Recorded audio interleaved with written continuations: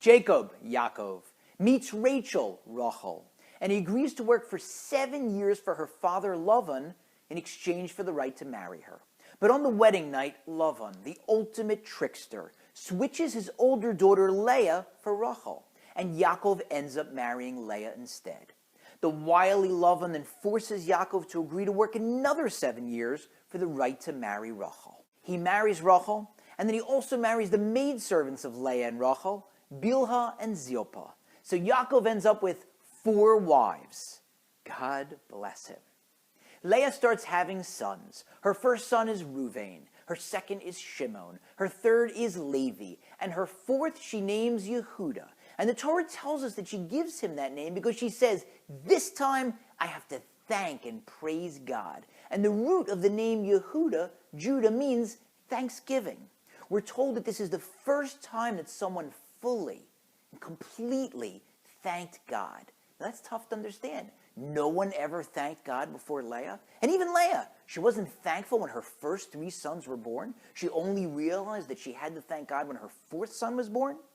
In order to understand this, we have to realize that Leah was a prophetess. She knew through prophecy that her husband was going to have 12 sons. So she did some simple math. 12 sons divided by 4 wives means 3 sons per wife. So when she had her 4th son, she realized, wait a minute, I was wrong. I wasn't guaranteed 3. Now that I've had 4, I realize one of the other wives can't have more than 2, which means I could have had 2, or 1, or none. Which means just as when I had the 4th that was more than I thought I deserved, all of them were more than I deserved. And so she realized that she had to thank God for all of them. And that's what we're supposed to realize, that we always get more from God than we deserve, and we have to always be thankful for everything that he gives us. And that's why the Torah is cast in terms of obligations, not rights. The Torah doesn't talk about all the things that we have the right to this and the right to that. It talks about all the things that we have to do, or that we are not allowed to do.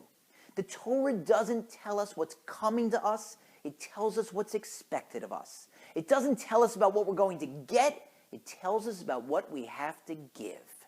And that's why, during our prayer service, when the chazan, the person leading the congregation, repeats the Amidah, the Shemona Esrei, he says over each blessing, and we sit back and we say, Amen. I'm with you. I agree. But when he gets to one particular blessing, it's not enough for us to say Amen. When he gets to the blessing of Modim, the blessing of thanksgiving, we have to say our own Modim, our own thanksgiving.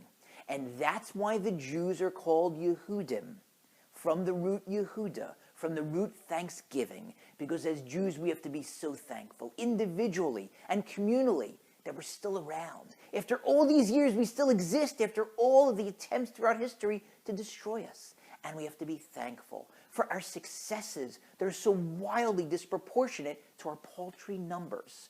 For us, Thanksgiving isn't one day in November. I love football, but Thanksgiving for us isn't just that one day. It's every day.